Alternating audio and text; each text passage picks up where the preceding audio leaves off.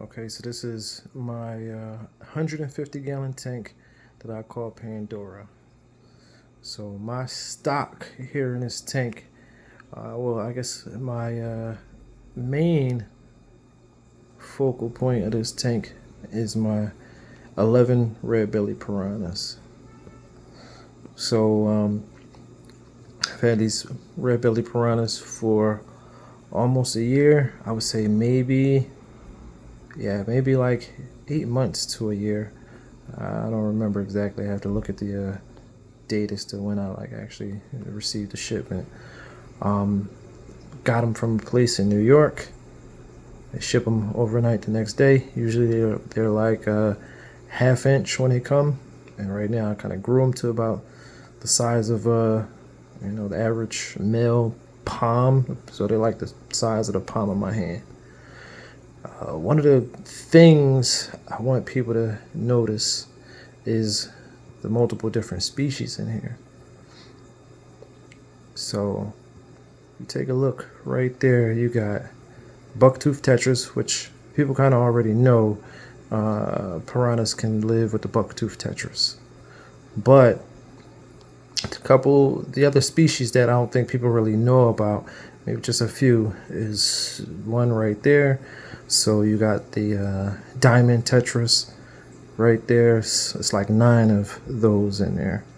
Now you see a goldfish in there, and of course the goldfish is in there because they're just not hungry right now. I definitely keep them fed, but I also keep them fed so they won't just go in on the other species that's in there. So prime example is you see neon tetras right in the back. Whole school of them. Not only is it neon tetras, it's also Colombian tetras, and there's about 5 of those right there. I think they're called red and blue Colombian tetras, and yeah, it's about 5 of them. I just experimented with some guppies, so I'm definitely keeping them, fed to see if the guppies start to breed before the piranhas can wipe them out.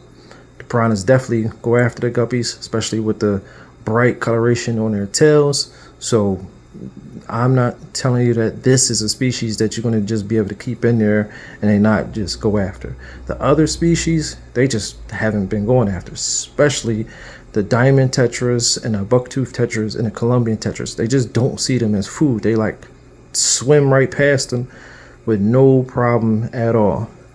I also have some Siamese algae eaters. I got one big one that's been in there the whole time they've been in there, but because I had that one big one with no problem, I just got like 2 more. So it's like 2 small ones that's in here as well. The other thing that they just don't mess with is the plecos. They just don't mess with the pleco. He's been in there since they've been in there, and he was small when I got him, so they just don't mess with him. I just recently got two bristlenose plecos, so they're in there somewhere. And with my experiment, I also got two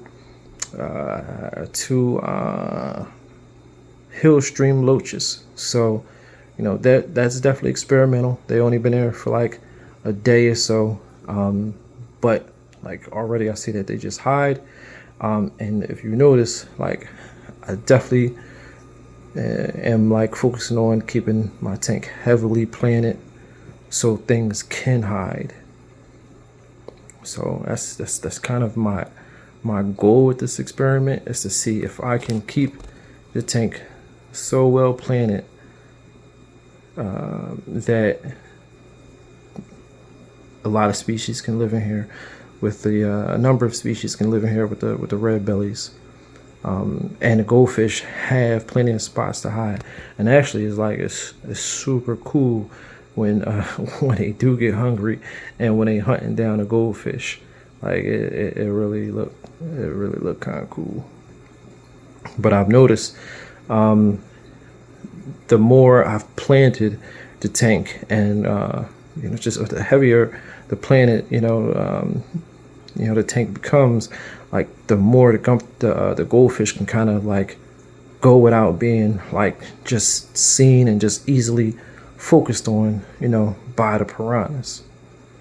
So yeah, so this is a 150 gallon, multiple species, and over time I'll let you guys know like what survived, what didn't survive, and just this is a way to keep piranhas and not just have a tank just so dull with just piranhas. Like, that's what I see all the time. I just see just piranhas, a dull tank, piranhas only, and I'm like, yeah, no, I don't want to do that. So, stay tuned. That's what we're gonna be doing. That's what we're gonna be doing. We're gonna learn what things can live with piranhas. If you want to keep piranhas and you don't want to keep them all dull by themselves, we're gonna figure it out.